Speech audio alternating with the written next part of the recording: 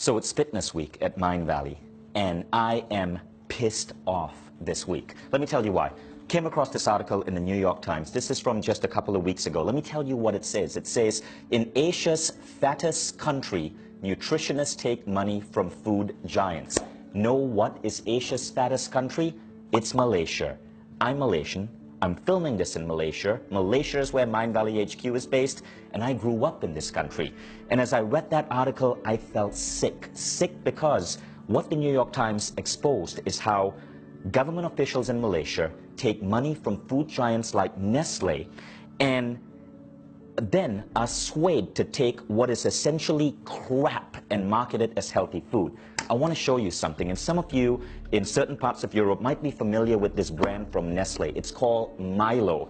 Look at the box. It shows a guy doing taekwondo, which is a martial art. It's very popular in Malaysia. I studied taekwondo as a child. Now the thing is, I was trained as a kid in Malaysia to take 2 to 3 glasses of Milo every single day because of advertising that said this made me better at sports. Then I read that article and I decided, wow, surely Milo can't be that bad. So I looked at the ingredient list. Let me show you something. This is a can of Milo, and everything below this blue line, 40% of this can is nothing but pure sugar.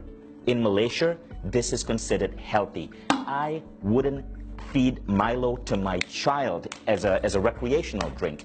It's 40% sugar. But the article in the New York Times talks about some even more disturbing stuff. This is Honey Stars, right? Nestle paid the government hundreds of thousands of dollars to advise them on nutrition. As a result, Honey Stars, which is one of the highest sugar content of any cereal, gets a red sticker from the government, from the health body of Malaysia, saying this is a healthy choice product. Again, this is the problem in the world today, guys. Big pharma and food companies are not incentivized to make you feel healthier.